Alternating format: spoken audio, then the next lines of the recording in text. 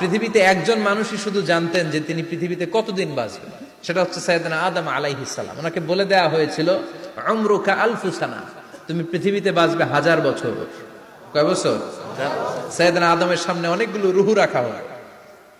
সাইয়েদনা আদম বললেন, এরা কারা? আল্লাহ বললেন, এরা হচ্ছে নাসালুক, তোমার বংশধর, পৃথিবীতে তোমার পর এরা পৃথিবীতে আসবে। সাইয়েদনা আদম বললেন, আল্লাহ ওই যে একটা রুহু দেখা যায়, এটার নাম কি?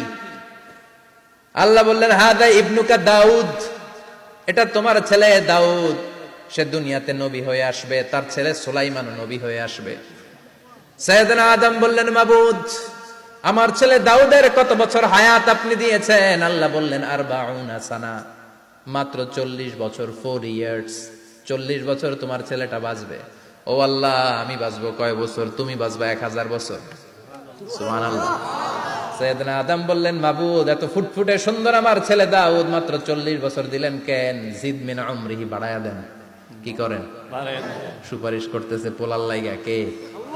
বাবা। আল্লাহ আপনি বাড়ায়া দেন। আল্লাহকে বাড়ানো যাবে না, লেখা হয়ে গেছে।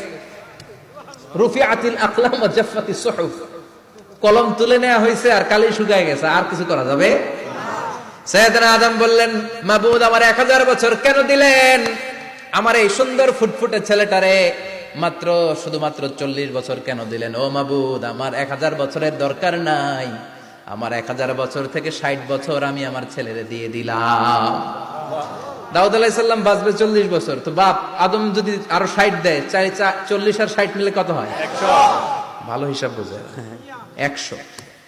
আর আদম আলাইহিস সালাম পেয়েছিলেন 1000 বছর, 60 কমে গেলে রইল কত?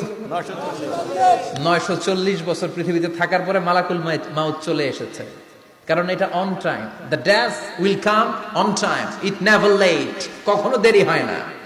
আল্লাহ বললেন, লিকুল্লি উম্মাতিন আজালুন ফাইযা জাআ আজালুহুম লা ইস্তাখিরুনা সাআতান ওয়া লা ইস্তাকদিমুন। মৃত্যুর একটা নির্ধারিত সময় আমি বেঁধে দিয়েছি, অন টাইম, অন টাইমেই চলে আসে, 1 সেকেন্ড আগেও আসবে না, 1 সেকেন্ড পরেও আসবে না। 940 বছর বয়সে মালাকুল মাউত এসে হাজির, এসে বলল, জিইতু আন আকবাদা রূহাক, রূহ কবজ করতে আসছি। আদম আলাইহিস সালাম বললেন, রূহ কবজ করতে আসছো মানে? আমি বাঁচবো তো 1000 বছর। কয় বছর? মালাকুল মাউত বললেন, না না, ওই যে আগের কথা স্মরণ করেন, আপনি 60 বছর দিয়া দিছিলেন। কয় না, আমি দেই নাই, আমি আরো বাঁচুম, আরো 60 বছর পাওনা আছি, আমি দেই নাই। মালাকুল মাউত বললেন, আপনি দিয়েছেন। আদম বলে, দেই নাই। মালাকুল মাউত বলে, আল্লাহ ঘটনা দেখেন, দিয়া কয় দেই নাই। আল্লাহ কয়, থাক, কথা কইস না, আয়া পড়।